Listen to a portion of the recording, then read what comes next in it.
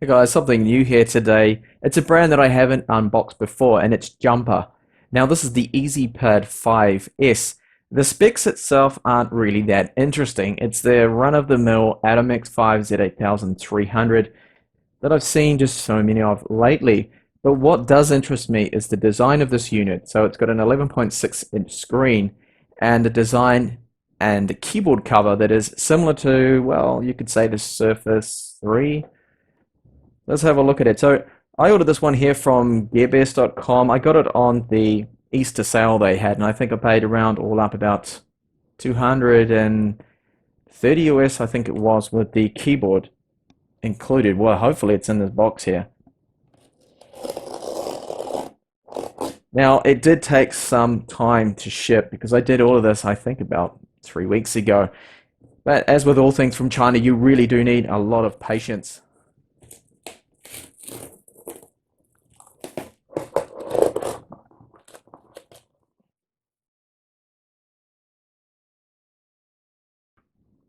Alright, so it actually is well packaged up. Ezpad 5S, Jumper logo there, and nothing else on the box. So let's have a look and see how we get this open.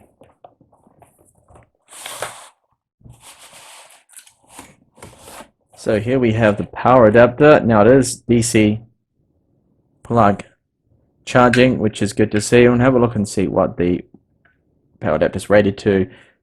So 5 volts, 3 amps. Okay, so slightly higher than the normal 2.5 that we see. Now it has 4 gigabytes of RAM and the usual wireless in, 3 USB 3 ports, which is something slightly different as well.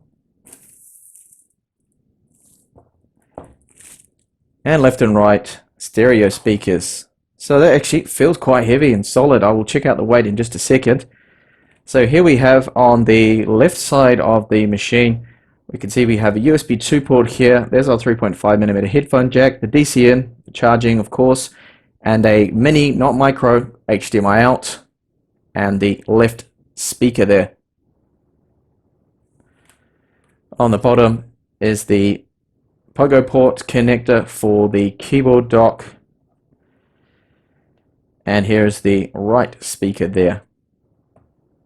And on the right side, 2 USB ports. Actually, those two are 2 USB 2 ports, and this one here, even though it's not blue, is meant to be a USB 3 port. So let's have a look at the screen. It looks like it does have a bit of plastic, at least around this part here. This is all plastic there. There's our Windows logo.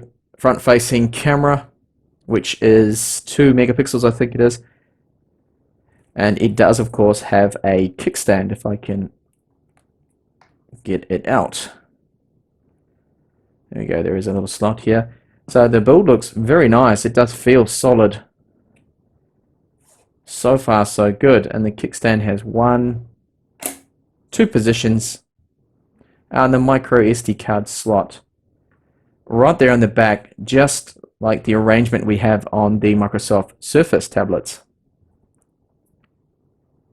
And there are some screws down here just to screw on that back there.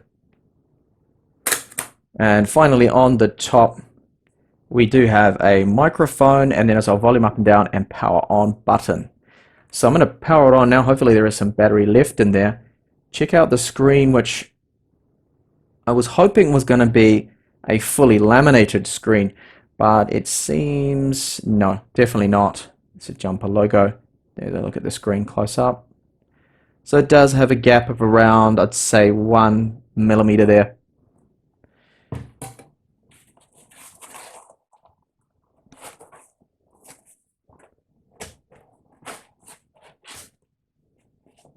Okay, and what else we have there is a user manual. And here's the keyboard. Keyboard seems not as good as I had hoped. It's definitely a lower quality one.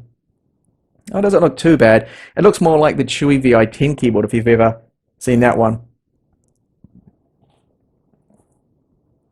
So it does have status LEDs, and looks to have hopefully a button to disable the trackpad, and don't think it actually has the button to disable the trackpad there, which is annoying, but we have a left and right mouse buttons within the touchpad there, which is rather small. A couple of rubber feet here to help keep it from touching the screen. And there's the pogo pins. And the back is made out of a fabric there, which looks like it's going to be quite a not a fingerprint, sorry, a dust magnet. You can see marks there with your fingers, but that's just because they are the fabric. Let's see how that docks in.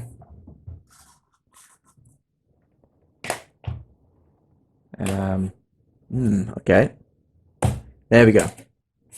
So it does dock in very similar to that of a Microsoft Surface, the way that clips in. We have this the flat. There is no way to raise the keyboard up at all another level like we have on the Q by 9. So just close that down for a second and have a look. So there it is once it has been closed up. Rather bulky. I'll just have a look and see just how much that weighs and how thick it is.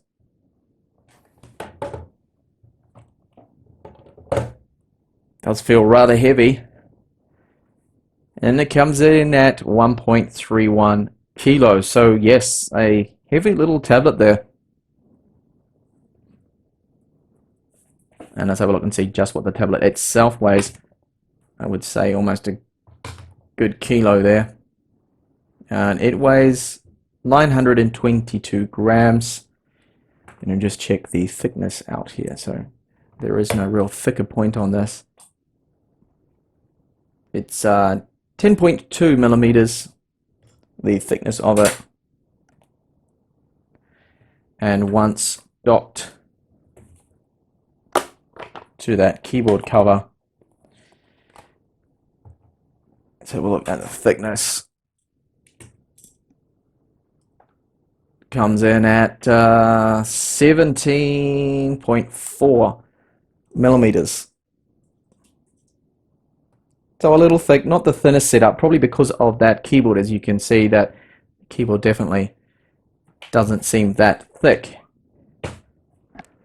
And I'll find out later on. This is just the initial hands-on, so I'll find out later on exactly what it is like to type on with a video there. And have a look at the thickness. So the thickness of the keyboard is 7.2 millimeters. Alright, so it is powered on now. Have a quick look at the screen brightness, which is at 100% at the moment. It seems okay. I've got a bit of lighting on here, so just turn the lights off. Not too bad, yeah. I will check that out fully in the review, measure that, and see just how bright it's going to be. Internet Explorer, don't want that. I haven't connected up to the wireless yet, so let's have a look and see. We've got 41.5 gigabytes free. Move over now to the device manager and system to have a look and see more information there. Alright, so 64-bit operating system, which it should be because we have 4 gigabytes of RAM. But I have actually seen some tablets with only 32-bit on a 4 gigabyte RAM system. You need to connect up there to activate Windows, but I assume I won't have any problems on that. I will cover that later on in the review to see if it activates without any issues. Network adapter, Broadcom. Okay, so a Broadcom, not a Realtek one. Still wireless, single band, 150 megabits per second. So wireless in. Hopefully I won't have any problems with the Broadcom because Broadcom gave me a lot of issues in the Onda V919 ASCH that I recently reviewed. Lots of limited connection problems there. And I did insert a micro SD card, so I will check and see just how that screen looks with a few sample images. Okay, there's quite a few reflections because of the screen protector that is on the screen. I will remove that later on. It doesn't look too bad for a 1080p panel, a 16:9 ratio of course. And I will run through my normal benchmarks, test out a few games as well, and have a look to see how it handles heat, if there's going to be any throttling, just how hot it gets, and we'll keep an eye on that with HW info. Okay, so that's just the unboxing here and first impressions. Well, I think it's okay, but I do like the kickstand. I like the metal housing, SD card slots, and the USB 3 ports. I will test them out to make sure they work properly, can power external hard drives. But what I don't like, first up, keyboard quality seems okay, average, a little bit like the Pipo W3F and the W3 keyboard, if you've ever seen that. And these bezels are like bezels from 5 years ago, aren't they, on tablets? So I wish they were a little smaller there to take advantage of that screen size. They could have gone just a bit, smaller there, but oh well. That's what it is. But so far, I mean, it looks okay to me.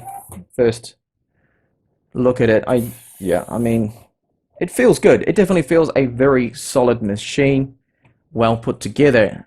Give it that. There is definitely no flex in it whatsoever. That is just, yeah, solid. So do check back on the playlist for the Jumper Ezpad 5S if you want to see more on this model, and hopefully see you in the up and coming videos.